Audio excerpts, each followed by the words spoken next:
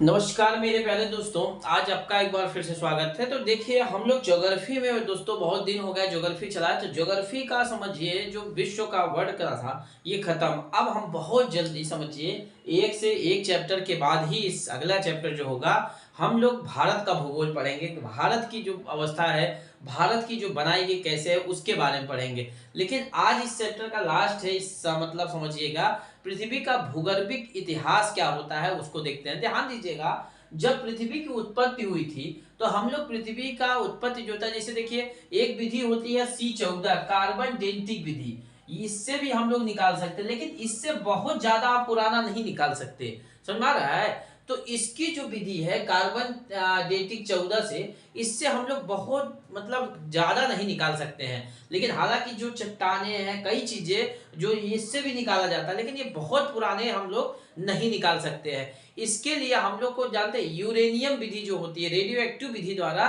ज्ञात किया गया। हमारी जो पृथ्वी है 4.6 अरब वर्ष पहले की है। मतलब हमारी पृथ्वी 4.6 अरब वर्ष पहले की है। जो पृथ्वी की आयु या चट्टान की आयु है रेडियो एक्टिव यूरेनियम या रेडियो एक्टिव विधि द्वारा निकाले गए थे। यूरेनियम, फिर इसी में यार रेडियो एक्टिव, समझ में आ भैया, इस विधि द्वारा ये निकाला गया था। समझ में आ भैया? तो रेडियो एक्टिव विधि द्वारा, ये यूरेनियम विधि द्वारा ही निकाला गया कि हमारी जो पृथ्वी है 4.6 अरब वर्ष पहले की है। पृथ्वी के भूगर्भिक इतिहास में व्याख्या सर्वप्रथम फ्रांसीसी वैज्ञानिक कास्ते द बफन, फ्रांसीसी वैज्ञानिक थे। कौन भैया? फ्रांसीसी वैज्ञानिक, फ्रांसीसी वैज्ञानिक जो थे कास्ते, समझ में आया भैया, कास्ते द बफन, कास्ते द जो बफन थे, इसको नोट कर लीजिएगा, कास्ते द बफन, कास्ते द बफन के द्वारा ही हमारे जो इतिहास का पता चला, पृथ्वी के जो भूगर्भिक इतिहास का पता चला, कास्ते द बफन के द्वारा ही हम लोग को पता चला। कास्ते द बफन, पृथ्वी का भूगर्भिक इतिहास किसने दिया? कास्ते द बफन ने दिया। समझ में आया भैया? ये किस विधि से? यूरेनियम विधि से, रेडियो एक्टिव विधि से इन्होंने निकाला। समझ में आया? अब पृथ्वी के इतिहास को कई कालखंडों में बांटा गया है। समझ में आया भैया? जैसे भैया बांटते नहीं इसको इसको, इस युग में इस युग में, तो ऐसे पृथ्वी का इतिहास में हम कई कालखंडों में वापस जा पाता है। सबसे जो बड़ा है वो महाकल्प है। क्या है? इसको इंग्लिश में इरा कहते हैं। क्या कहते हैं भैया? इरा। सबसे बड़ा महाकल्प, जैसे आपसे पूछा जाएगा सबसे बड़ा महाकल्प क्या है, तो महाकल्प इरा है।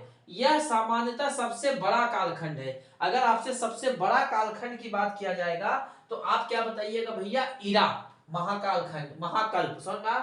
तो सबसे बड़ा जो महाकल्प है इरा मतलब है, यह सामान्यतः सबसे बड़ा कालखंड है। इसकी संख्या क्या है भैया? देख लीजिए, नोट कर लीजिएगा। इनकी संख्या क्या है? 5 है। समझ में आया? इनकी संख्या कितनी है?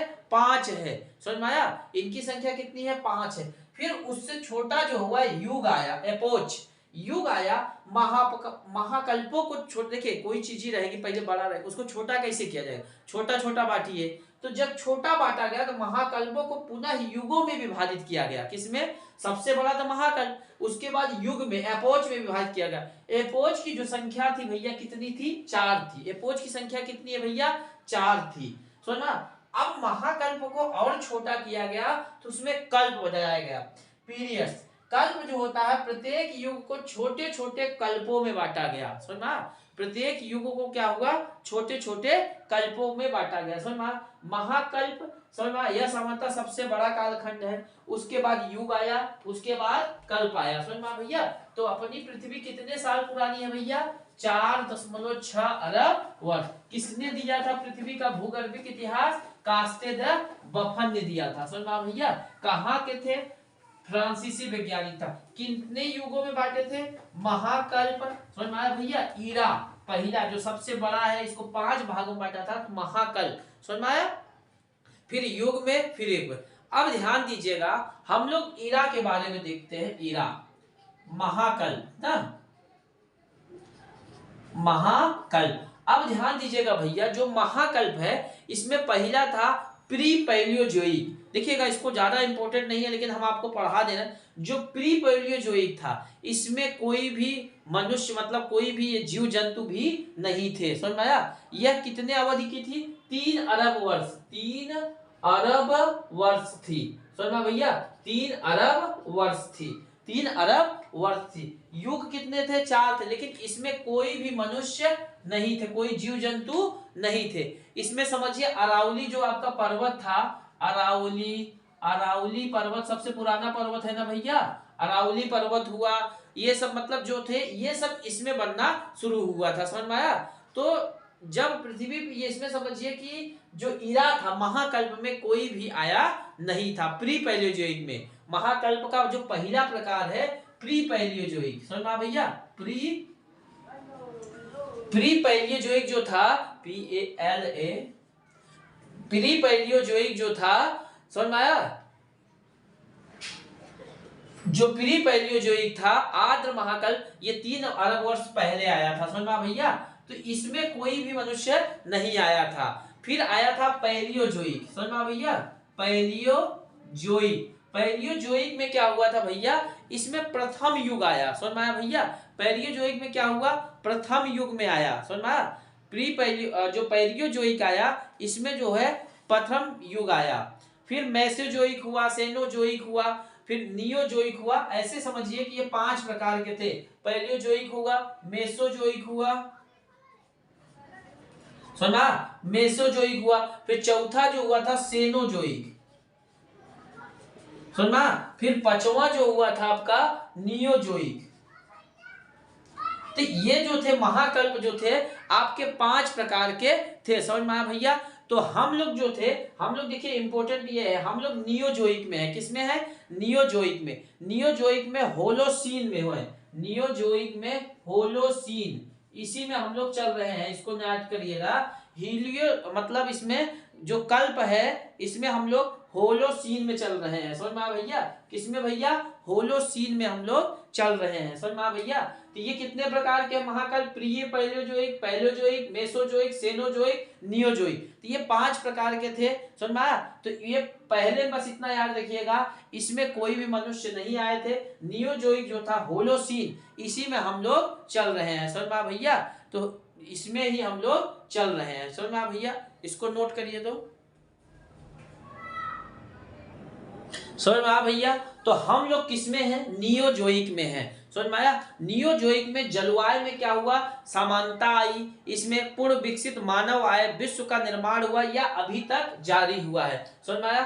तो होलो जो सीन है, होलो सीन में ही समझिए जलवायु की जो समानता बनता सब इसी के कारण हुआ, समझ में आया। तो हम लोग किस युग में चल रहे हैं? होलो सीन में चल रहे हैं। किसमें चल रहे हैं भैया? होलोसीन में, समझ में आया भैया। तो ये होलोसीन भर याद रखिएगा कि हम लोग जो है किसमें चल रहे हैं भैया? होलोसीन में, समझ में आया भैया। तो किसमें हम लोग चल रहे हैं भैया? होलोसीन में। हम लोग किसमें अभी चल रहे हैं भैया? होलोसीन में। अब ध्यान दीजिएगा, देखते हैं कोपेन का जलवायु का वर्गीकरण। कोपेन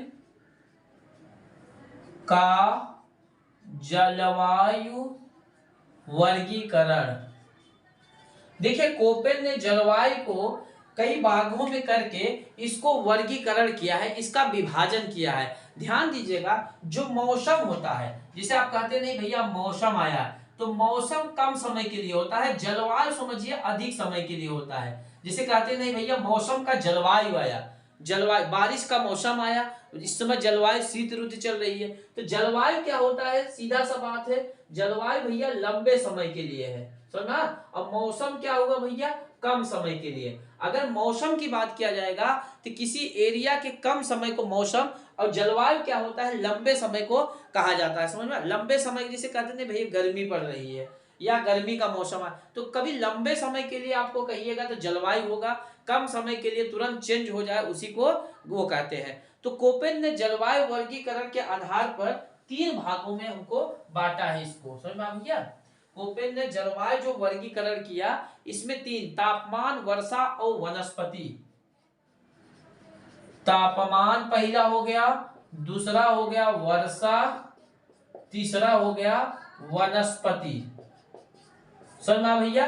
तापमान, वर्षा और वनस्पति के आधार पर कोपेन ने बनाया था। अब ध्यान दीजिएगा, अगर आप ध्यान दीजिएगा, जैसे हमारी पृथ्वी है, ठीक, ये क्या हुआ आपका विषुवत रेखा, ये क्या हुआ भैया आपका विषुवत रेखा। अच्छा बताइए, जो विषुवत रेखा होता है आपका, वहां पे ठंडी ज्यादा पड़ती है कि गर्मी?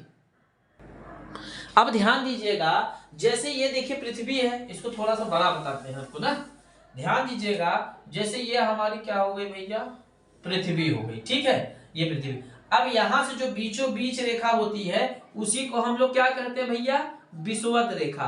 अब विषुवत रेखा आप बताइए गर्मी है कि ठंडी है? विषुवत रेखा तो उष्ण गर्म है, समझ में भैया, ये क्या है भैया उष्ण गर्म। विषुवत रेखा क्या है भैया उष्ण गर्म है, समझ में भैया। विषुवत रेखा क्या है गर्मी है यहाँ पे। अब यहाँ पे ही एक मकर रेखा होती है, यहां तक सूर्य की किरणें जो होती हैं गर्मी, सूर्य की किरणें जो होती है तिरछी पड़ती हैं, समझ में भैया। तो जो सूर्य की किरणें होती हैं गर्मी पड़ती हैं, तो सूर्य की किरणें जो होती हैं यहाँ पे तिरछी पड़ती है, इसीलिए यहाँ पे क्या होते हैं गर्म रहते हैं, समझ में आया। अब जिसस हम कर्क रेखा, विषुवत रेखा या कर्क रेखा इसी को कहा जाता है, इसी को कर्क रेखा कहा जाता है। जिस जैसे जैसे हम लोग इससे दूर जाएंगे तो क्या होगा भैया ठंडी पड़ने लगेगी, समझ में आया भैया। तो क्या होगी ठंडी। जैसे यहाँ पे आर्कटिक रेखा है, क्या है भैया आर्कटिक, आर्कटिक रेखा हुआ, समझ में आया भैया आर्कटिक रेखा हुआ।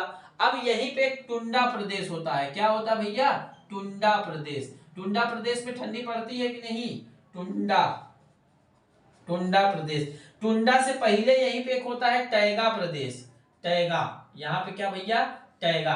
देखिए ये सब जैसे आप विषुवत रेखा से दूर जाते जाएंगे ना भैया, वो क्या होगा आपका ठंडी पड़ते है। अगर आप मैप में जब देखिएगा, जैसे रूस हुआ, नॉर्वे हुआ, नॉर्वे, कनाडा हुआ, तो ये सब चीजें क्या है विषुवत रेखा से दूर है, तो यहाँ पे बहुत ही ठंडी पड़ती है, समझ में आया भैया।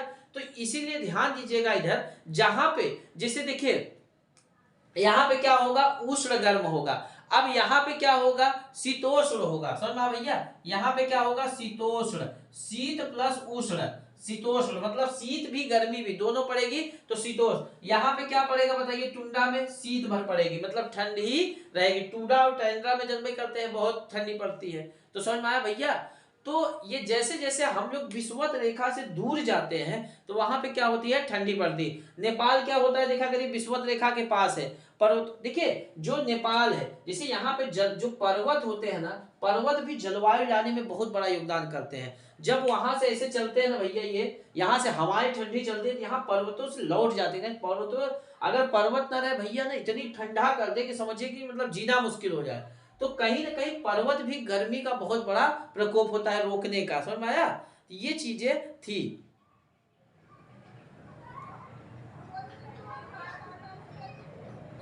समझ में आया, ये चीजें समझ में आई भैया। अगर आपसे पूछा जाए सबसे कम वनस्पति कहां होगी तो टुंडा प्रदेश या टैगा में। क्यों? क्योंकि भैया यहाँ पे सूर्य की किरणें पहुंच ही नहीं पाती बहुत मुश्किल से, तो बिना सूर्य की किरणें के तो कोई प्रदेश होगा नहीं, समझ कोई वनस्पति। तो टुंडा या टैंगा जो प्रदेश होता है वहां पे वनस्पति सबसे कम पाई जाती है, समझ भैया। उष्ण वर्षा ये चीजें समझ में आई भैया। तो आज के लिए इतना ही करते हैं, और जो नेक्स्ट क्लास में हम लोग चलेंगे, आज देखिए भैया ये खत्म हो गया आपका। अब चलेगा भारत का भूगोल, जो नेक्स्ट चैप्टर रहेगा बहुत अब इम्पोर्टेंट रहेगा आपका, जो पूछा जाता है इसमें इंडिया जियोग्राफी। क्या होगा भैया इंडिया जियोग्राफी जो होगा अब वो चलेगा, ठीक है। आज के लिए इतना ही, मिलते हैं नेक्स्ट क्लास में नए चैप्टर के साथ जो आपको बहुत इंपॉर्टेंट होगा, और इसके लिए देखते हैं नेक्स्ट चैप्टर।